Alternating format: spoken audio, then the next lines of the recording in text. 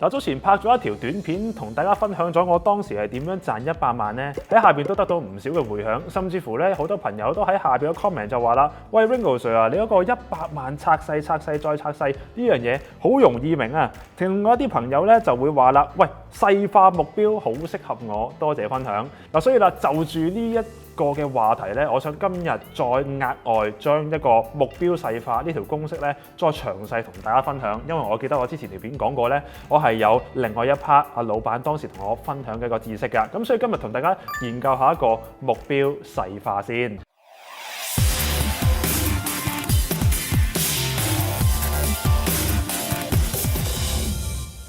嗱，其實咧炒股票也好，財務自由、買樓收租啊，或者做定期都好，最尾嘅目標都係揾個錢嘅啫。但係點解炒股票好似咁鬼死困難啊，咁鬼難學㗎？又或者有啲人就話啦：你教我炒股票啊，要財務自由，我係發夢啦！我仲有幾版貨要送啊，我邊得閒搞咁多嘢？所以咧喺香港咧，大家嘅生活壓力都十分之大嘅，源於大部分人過分忙碌。即係坦白講啦，即係身不由己。喺香港啊，老闆又唔容易加人工啦，消費嘅指數又高啦，食餐飯晏晝最少都要60-70蚊喎，點頂啊？何來有嚿錢俾我啊？有錢我先做到投資嘅啫，冇錢嘅話，唔通我攞1蚊嚟做定期啊？對不對？咁所以啦，喺生活上邊咧咁鬼困難，再同大家去討論一啲幻想啲嘅嘢啊，即係財務自由啊，月賺10萬唔使做啊等等咧，確實好多人都真係幾驚㗎啦。原因在於咧，我哋不斷希望咧自己可以達成財務自由，因為呢一 part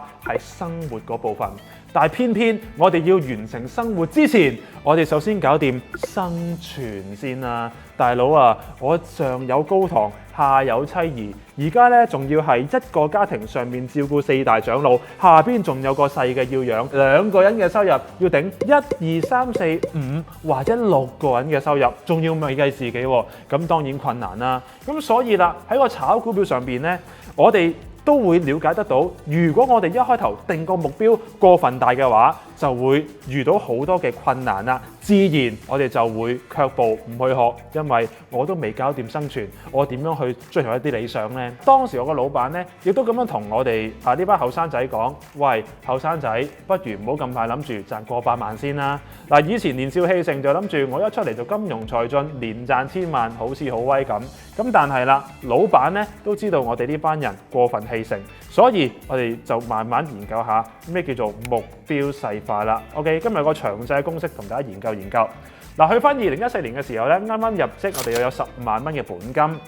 當時老闆第一樣嘢就叫我哋嗌目標。咁正常嗌目標咧，點都要嗌大啲啦，係咪？因為我哋希望自己作為一個金融財進咧，閒閒地每個月都要出6位數人工啊嘛。咁所以我就話啦，嗌就200萬、300萬，大家好興奮，反正吹啫嘛，吹嘅話要吹大啲啦。如果唔係咩叫吹脹啊？對不對？所以當時個老闆咧喺我哋嗌完目標之後，仲有呢一個嘅 Excel 表同我哋細化我哋嘅工作明細表啦。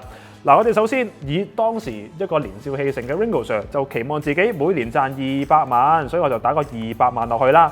1年我哋諗住賺200萬，老闆咧就叫我哋除翻12個月，除翻12個月平均數咧，我哋就可以將上面呢個數字除翻12啦，即係話大約每一個月我哋要賺166666.667，跟住再除翻4，就係揾出我哋每一個星期要賺到嘅錢啦。原來要連賺200萬，每一個星期嘅目標要賺4萬蚊左右嘅喎。好啦，再除翻每一日咧，就再將上面嘅數字除翻5啦，即係大約，原來每日平均要賺嘅錢係8000蚊左右。咁當然我哋就會話，睇落去都唔係話特別難啦，即係以為每日要賺10幾20萬咁樣噶嘛，係咪？咁所以啦，大約計到條數咧，每日我哋要賺8000幾蚊。好啦，由於當時我哋嘅職位係一個 day trader， 即係每日去做結算，甚至乎咧會上午同埋下午去結算，因此我哋就會計埋，如果每一個週期即係上午市同埋下午市會賺幾多錢咧，就係再將上面呢個數字再除2啦，就4166左右。咁如果你話顛到我要計每個鐘頭都得㗎喎。嗱，每個鐘頭大約係朝頭早9點半炒到晏晝4點咧，全日嘅交易時間大約你話整數嚟講，我5粒鐘到啦，因為有啲時間係唔做交易㗎嘛。咁所以咧，你亦都可以將每一日除翻5個小時，即係大約每個小時我要賺1600蚊左右。所以你會發現咧，我哋千里之行就始於足下，要揾出一個目標好似好遠嘅話呢，我叫你直接諗1年賺200萬，你一定同我講 Ringo Sir 嘥氣啦！我而家仲喺度掙扎緊點樣可以送貨送得好啲啊？點樣可以呢 pitch 個客 pitch 得好啲啊？諗住賺嗰1000幾百蚊佣金，你叫我賺200萬一年，真係發夢啦！咁所以啦，當時我都俾老闆咁樣鬧嘅，因此佢就同我講，不如我哋由最細嗰樣嘢諗下，每一日點樣賺8000蚊，或者係上下晝點樣各自賺4000蚊啦。好啦，嗱，得到呢條數之後呢，我想大家再下一步去諗一諗喎。好啦，假設你嘅目標真係200萬先，咁我哋就目標係諗住有4000蚊啦。好啦，4000蚊呢，我哋都可以再諗多一樣嘢，到底你希望每一個週期你做幾多個交易數字啦？嗱，舉例啦，我哋由於當時嘅職位係一個 day trader，所以期望自己其實每日都起碼做翻幾口㗎。咁如果我哋將上邊呢個數字即係譬如話上晝同埋晏晝都各自做3口交易先啦，即係接近大約每一個鐘頭做1口啫，都唔係話特別多啊。咁所以呢，喺全職嘅角度，我覺得係十分之正常㗎。因此我哋就會計到原來每一個交易大約係賺1388蚊左右，都幾好意頭㗎。換言之，呢個就係我哋嘅 profit， 係咪？我哋嘅盈利。咁如果大約你睇過我哋 YouTube 片分享呢，經常會強調一樣嘢，就係我哋嘅止賺同埋止蝕一定要接近有一個 more than 1:1嘅效應，即係話我哋嘅盈虧比最少要1:1，或者更加好嘅1:2、1:3。咁我舉個例子，如果我哋要每一次賺1388蚊，再除翻2嘅，就代表我哋每次可以輸嘅金額啦。所以我哋可以將呢個數字再除2，就代表我哋每一個交易期望自己最多輸幾錢。好啦，當你發現之後，原來1年賺200萬，我哋第一樣嘢係要諗啊。假設你係做一啲 day trader， 每日炒6口嘅話，我哋起步呢係唔需要諗得太過分遙遠嘅。相反，我哋尋求每一次交易係輸700贏1400就已經足夠㗎啦。咁但係話輸700贏1400都係好目標好遠大喎。咁你諗一諗啊，如果你嘅目標唔係好似 Ringo Sir 當年吹得咁大嘅，我哋係諗住20萬一年嘅話，咁會唔會變成少咗一個點數，從而令到你每次嘅交易係輸70蚊同埋贏104蚊呢？咁已經係一個將目標細化，而每一個香港人我都相信係覺得呢樣嘢唔會話特別困難去完成㗎。咁所以我哋只需要靠呢個計算方法咧，就可以幫到自己點樣可以將個目標再細化啦。咁但係未完嘅喎，下一個問題我就即刻問老闆啦，到底邊一個嘅炒法佢可以每次 guarantee 我輸700而贏1000幾呢？大佬啊，買一隻股票冇理由買騰訊，我買700股跌1蚊我就斬噶嘛，係咪？喂，我嘅交易費用都未完成啦，所以老闆就話啦，冇錯，你咁樣講係完全正確嘅，所以我哋就唔炒嗰堆嘢。咁唔炒嗰堆嘢點樣玩啊？我哋就要用一啲可以幫到我哋輸70贏104蚊嘅工具入手啦。咁至於邊啲嘅工具係可以令到我哋用2-3位數嘅金額去小試牛刀呢？當然你就會玩一啲衍生工具啦。所以衍生工具雖然好多人都會覺得，哇，會唔會話過分困難而唔去學呢？嗱，調翻轉啦，我哋不嬲都唔係話一樣嘢太困難而唔學噶啦。有個僆仔都嚟同佢講，我要做律師，你會唔會兜巴星埋去？太難啦，諗咩啊？不如我哋照做翻外賣仔算啦。咁我哋都唔會咁樣講嘢噶嘛，係咪？反而會鼓勵啲後生仔，喂，你有咁嘅理想，好好喎，不斷努力要鼓勵下啊嘛。所以香港人呢，不嬲都係迎難而上嘅。咁所以呢，我自己覺得，我一開頭個老闆就話明俾我聽，你一定要學習衍生工具。咁但係衍生工具都有分好多種噶嘛，其中一種咧就係牛熊證啦、窩輪、期權同埋 CFD。嗱，以上嘅工具全部都可以俾大家咧2、3位數去做一個交易模式嘅。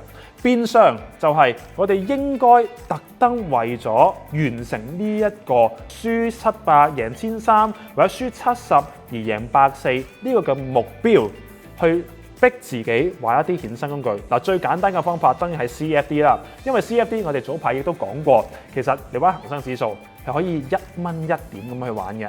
咁所以透過不斷累積一啲少少嘅目標，就令到自己可以有個更加大啲嘅成就啦。